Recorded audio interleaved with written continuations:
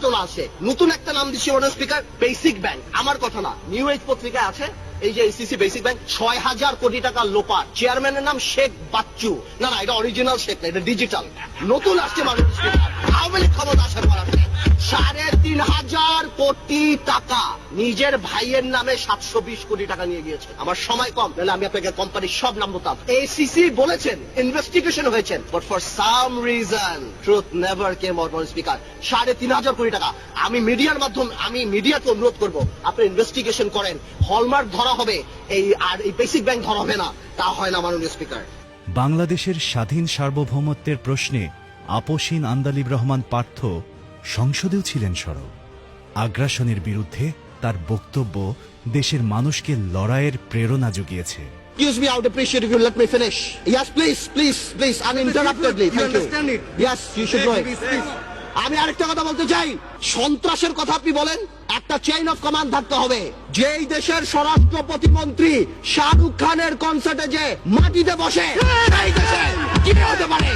মান ইজ্জত কোথায় যায় আমাদের? আ মন্ত্রী ইজ নট আ পারসন, আ মন্ত্রী অফ দ্য ফ্ল্যাগ। সেই মন্ত্রী আমাদের, সেইখানে স্বরাষ্ট্রমন্ত্রী যেই কাজ করে, এই দেশে এগুলি হতেই পারে। আই এম সারপ্রাইজড, আমি ধিক্কার জানাই, যখন আমি এত আলাপ করি, এত সমুদ্র জয় করি, বর্ডারটা জয় করতে পারি না, একটাবার কি তাদের সাথে যা কথা বলতে পারি না? সংসদে দাঁড়িয়ে শ্রমিকদের বঞ্চনার কথা তুলে ধরেছেন। রাষ্ট্র বিনির্মাণে শ্রমিক ও প্রবাসীদের ভূমিকার কথা তুলে ধরেছেন গুরুত্বের সাথে। একটা বিল্ডিং ভেঙে গেল, ১৫০০ লোক মারা গেল। একটা ভূমিকম্প যদি হয়, ১,০০০ বিল্ডিং যদি পড়ে যায়, তাহলে এই দেশে ১৫ লক্ষ মানুষ মারা যাবে। মাননীয় স্পিকার, আমার কাছে মনে হয় কি যে আমাদের প্রায়োরিটি ঠিক করা উচিত। আমি যখন টেলিভিশনে অ্যাড দেখি রানা প্লাজার ঘটনার সময়, যে আপনারা অক্সিজেন নিয়ে আসুন, আপনারা হ্যাক্সোব্লেড নিয়ে আসুন, আপনারা ড্রিল মেশিন নিয়ে আসুন। মাননীয় স্পিকার, আমাদের কাছে ড্রিল মেশিন নাই, আর আমরা রাশিয়া থেকে ১০,০০০ কোটি টাকা অস্ত্র কিনি। মাননীয় স্পিকার, এই অস্ত্র আমরা কার সাথে যুদ্ধ করব? মাননীয় স্পিকার, সরকারের তরফ থেকে বলা হয় যে এই অস্ত্র নাকি আমরা সস্তায় পেয়েছি। মাননীয় স্পিকার, সস্তায় যদি তাজমহল বিক্রি করে আমরা কি কিনবো? আসলে এই ১০,০০০ কোটি টাকার অস্ত্র কিনে সেনাবাহিনীর বিডিআর পিলখানায় যে ক্ষতি হয়েছে, আর শেয়ার মার্কেটে যেভাবে ভাতে মরেছে, কোনো লাভ হবে না এই ১০,০০০ কোটি টাকা দিয়ে অস্ত্র কিনে। মাননীয় স্পিকার, আমাদের আসলে প্রবলেম কি? সরকার বলে বঙ্গবন্ধুর কথা বললেন আমি ফেরত আসবো, সোনার বাংলা করবেন। মাননীয় স্পিকার, সোনার বাংলা আপনি কাকে দিয়ে করবেন? ছাত্রলীগ, যুবলীগ? আগে বের করতে হবে সোনার সন্তানেরা কারা। এই শ্রমিকেরা সোনার সন্তান। মাননীয় স্পিকার, যারা বিদেশে গিয়ে $২৫ বিলিয়ন পাঠায় বলে আমরা এখানে এসির বাতাস খাই। মাননীয় speaker, these are the golden labours of Bangladesh. আসলে আমাদের প্রবলেম কি? আমরা এদেরকে সম্মান করি না। যদি সম্মান করতাম তাহলে ভালোবাসতাম, আর যদি ভালোবাসতাম তার সাথে দায়িত্ববোধ আসতো। আপনি দেখুন, কয়েকদিন আগে নিমতলির ঘটনা ঘটেছে, কি লাভ হয়েছে? সেখানে এখনো সেই কেমিক্যাল বিক্রি হয়। কয়েকদিন আগে তাজরিন গার্মেন্টস এর অবস্থা হয়েছে, সেখানে কি হয়েছে? মাননীয় স্পিকার, এখনো কিন্তু যে গত পরশুদিন বিষাক্ত পানি খেয়ে মৃত্যুর সাথে পাঞ্জা লড়ছে ১২৫ জন শ্রমিক। মাননীয় স্পিকার, আমাদের এটা উপলব্ধি করতে হবে যে এই শ্রমিকরাই মেড ইন বাংলাদেশকে ইনভেন্ট করেছে সারা বিশ্বে। এরাই সোনার শ্রমিক। মাননীয় স্পিকার, এদের কথা যদি বলতে হয়, আরেকজনের কথা বলতে হয়, যেটা হলো বিদেশে আমাদের যে ভাইয়েরা কাজ করে। মাননীয় স্পিকার, ওই একই কথা চলে আসে। আমরা কাউ আদম ডাকি, আমরা তাদেরকে লেবার ডাকি। তারা যে আন্তর্জাতিক বিমানবন্দরে আসলে তাদের সাথে কেমন ব্যবহার করা হয়। আজকে কালের কণ্ঠে নিউজ আছে, ওমানে মাননীয় স্পিকার ৩০ জন বন্দী আছে। কেউ কন্টেইনারে থাকে, স্পেশালি ইউএই থেকে আরম্ভ করে সৌদি আরব, লন্ডন, গ্রিস, যেসব জায়গায় আমাদের শ্রমিক ভাইয়েরা থাকে।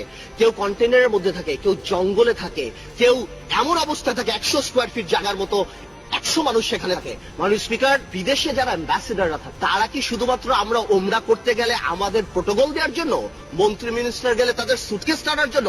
আমি জানতে চাই, মাননীয় পররাষ্ট্রমন্ত্রী ছাড়া কয়জন এমপি বলতে পারবেন যে সৌদি আরবে আমাদের অ্যাম্বাসেডারকে? কয়জন বলতে পারবেন ইউএইতে আমাদের অ্যাম্বাসেডারকে? মাননীয় স্পিকার, ব্যুরোক্র্যাটিক আমলা বা এই টাইপের লোকদেরকে অ্যাম্বাসেডার যদি বানাই, আমি জানি, আমার মনে হয় বাংলাদেশের সবচেয়ে বড় পলিটিশিয়ানদের মন্ত্রীর পদমর্যাদা দিয়ে অ্যাম্বাসেডার বানানো উচিত এদের কাছে। বিকজ এদেরকে যদি আমরা রেসপেক্ট না করি, মাননীয় স্পিকার, আপনি জানো আমাদেরকে ভিআইপি দেওয়া হয় এয়ারপোর্টে। মাননীয় স্পিকার, আমাদেরকে ভিআইপি দেওয়া হয়, এবং আমরা যখন দেখি এরা দাঁড়িয়ে থাকেন, একটা পুলিশ থেকে আরম্ভ করে কাস্টমস পর্যন্ত তাদের হয়রানি করেন যে এই টিভি আপনি কোথা থেকে এনেছেন, এটা আপনি। যদি কেউ পায়, বাংলাদেশে যদি আসল ভিআইপি কেউ হয়ে থাকে, তাহলে বিদেশে যে শ্রমিকরা কাজ করে তারা বাংলাদেশের আসল ভিআইপি। মাননীয় স্পিকার, সাভারের যে রানা প্লাজা, এই রানা প্লাজা নিয়ে একটু কথা বলতে চাই।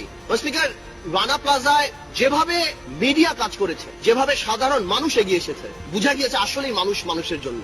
কিন্তু একটা প্রশ্ন আমার, একটা লক্ষণীয় ব্যাপার মাননীয় স্পিকার, সাভারের রানা প্লাজা কিন্তু একটা ঘটনা বলে যে আমরা কত নিরুপায়। বাকস্বাধীনতার নামে যখন হজরত মোহাম্মদ সাল্লাল্লাহু আলাইহি ওয়াসাল্লামকে নিয়ে কটূক্তি করা হচ্ছিল, সংসদে এসবের বিরুদ্ধেও সোচ্চার ছিলেন আন্দালিব রহমান পার্থ। আসল কথা হলো রাজীবকে নিয়ে। রাজীব যিনি মারা গিয়েছিলেন, আই উইল নট গো, আমি বলবো না রাজীব অ্যান্টি মুসলিম নাস্তিক কি ছিল না ছিল, কিন্তু there was a controversy because 886/2012 writ পিটিশনে সেই থাবা বাবা নিয়ে কথা ছিল। আমার দেশের মাহমুদুর রহমান সাহেবকে অ্যারেস্ট করা হয়েছে, যদি কি কারণে অ্যারেস্ট করা হয়েছে সেটা আমি পরে আসছি, বাট এটাকে তো কেউ কোনোদিন মানা করেনি যে না এটা মিথ্যা কথা। হ্যাঁ, সরকারের তরফ থেকে অনেকে মিডিয়াতে বলেছেন যে না, কি করা হয়েছে, এটাকে নতুন করে বানানো হয়েছে, এটা আসলে এরকম ছিল না। আসলে ব্যাপারটা কি, যদি নতুন করেই বানানো হয়, থাবা বাবা যদি আসলে রাজীবের না হয়ে থাকে, তাহলে ওটা কেন সত্য হবে যে ওই চারজন যারা মার্ডার করলো তারা ওই থাবা বাবা পরে রাজীবকে মার্ডার করলো? তার মানে থাবা বাবা আগেই ছিল। আওয়ামী লীগের টেকনিক্যাল প্রবলেম হয়ে গেছে, এই অ্যান্টি ইসলাম লোককে আওয়ামী লীগ এখানে শোক প্রস্তাব দিয়ে আওয়ামী লীগ জাতীয় বীর বানিয়েছে, এবং বাংলাদেশে যে নবী করিম সাল্লাল্লাহু আলাইহি ওয়াসাল্লামকে কটাক্ষ করে গেছে তাকে এই পার্লামেন্টে জাতীয় বীরের মর্যাদা দিয়েছে। অ্যাজ ইফ মন্ত্রীরা শার্লক হোমস, কেউ মারা যাওয়ার 1 ঘন্টার মধ্যে যে মন্ত্রীরা বলে দিচ্ছে এটা এ মেরেছে, এটা ও মেরেছে। হেফাজত ইসলামের প্রতি আমাদের দৃষ্টিভঙ্গিটার ব্যাপারে আমি একটু কথা বলতে চাই। মাই স্পিকার, আমি দেখলাম আলামা শফি সাহেব 90 বছর বয়স, হেলিকপ্টার করে কোথায় গিয়েছেন? বড় নিউজ পেপারে চলে আসলো আলামা শফি সাহেব হেলিকপ্টারে গিয়েছেন। কোথায় টাকা পেল?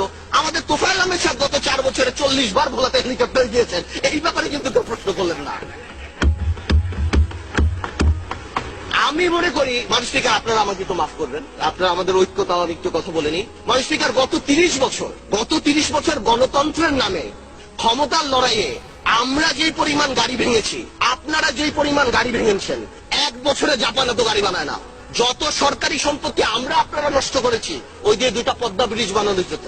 আমরা যদি বাংলাদেশ জিন্দাবাদ বলে গাড়ি ভাঙি সেটা সহিংস আন্দোলন, আপনারা জয় বাংলা বলে গাড়ি ভাঙলে সহিংস আন্দোলন, আল্লাহু আকবার বলে হেফাজত যদি গাড়ি ভাঙে তাহলে তারা জঙ্গি হয়ে যায়। এইটা কি ধরনের কথা?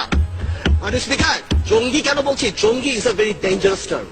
আমরা যখন এখানে লোকাল পলিটিক্সের জন্য জঙ্গি বলি, বিদেশে আমাদের ভাবমূর্তি সাংঘাতিক ভাবে নষ্ট হয়। হেফাজত ইসলাম আসলো কেন মাননীয় স্পিকার? হেফাজত ইসলাম কিন্তু আসেনি যখন আমরা বিভিন্ন জায়গায় মডেল লাইসেন্স দেই, যখন আমরা সিনেমা হল ওপেনিং এ মিলাদ দেই, যখন আমরা ব্যাংক ওপেন করি মিলাদ দিয়ে, তখন কিন্তু হেফাজত আসেনি। হেফাজত ইসলাম এসেছে যখন সর্বকালের সর্বশ্রেষ্ঠ মানব নবী করিম সাল্লাল্লাহু আলাইহি ওয়াসাল্লাম, সকল মুসলমানের হৃদয়ের স্পন্দন, তাকে নিয়ে কটাক্ষ করা হয়েছে। কোথায় হয়েছে? গণজাগরণ মঞ্চে। আমি পার্টিকুলার বলছি কিছু অ্যান্টি ইসলাম কিছু ব্লগার। সেই সময়টা বিচার করলেই তো পারত, সেই সময় বিচার করেনি কেন? সেই সময় বিচার না করে কি নাম দেওয়া হয়েছে? এরা জঙ্গি, এরা হেফাজতে জামাত, এদের সাথে কথা বলা যাবে না। তো জঙ্গি হলে এদের সাথে মিটিং হচ্ছে কেন? আমার কথা, যে মুসলমান যদি কোনোভাবেও নারীকে আন্ডারমাইন করার চেষ্টা করে, সেটা ইসলামী বিশ্বাস করে না, কারণ ইসলামী একমাত্র ধর্ম যে নারীদেরকে সবচেয়ে বেশি সম্মান দিয়েছে মাননীয় স্পিকার। বিদ্যুৎ খাতে উন্নয়নের নামে রাষ্ট্রের অর্থ লুটপাটের চিত্রও সংসদে তুলে ধরেন তিনি। একটা কথা আমি শুধু বলবো, একজন মাননীয় সংসদ সদস্য বললেন ইলেকট্রিসিটিতে নাকি দেশ প্রেগনেন্ট হয়ে গেছেন। I am not use to this languages, but আমার জবাব দিতে যখন দেখি চানাচুর কোম্পানি, ফার্নিচার কোম্পানি, নাম নিচ্ছি অটোবি, যারা সারা জীবন ফার্নিচার বানিয়েছে, তারা বিদ্যুৎ প্ল্যান পেয়েছে, আমার মনে হয় এই প্রেগন্যান্সি খুব তাড়াতাড়ি মিসক্যারেজ হয়ে যাবে এবং এই দেশে বিদ্যুৎ আসবে না। আমরা চাই, আমরা দেখতে চাই যাতে বিদ্যুৎ আসুক। আমি যদি দেখি গাধাকে দিয়ে ঘোড়ার রেস দৌড়ানো হচ্ছে, আমি জানি এই গাধা গন্তব্যে কোনোদিন পৌঁছাবে না। বিদ্যুৎ, এই সরকার ক্ষমতা আসার পর অফকোর্স তাদের নির্বাচনী ম্যানিফেস্টো ছিল অনেক বিদ্যুৎ দিবে। I am sure, I want to personally thank যে আমরা অনেক এফোর্ট কাগজপত্রে দেখেছি।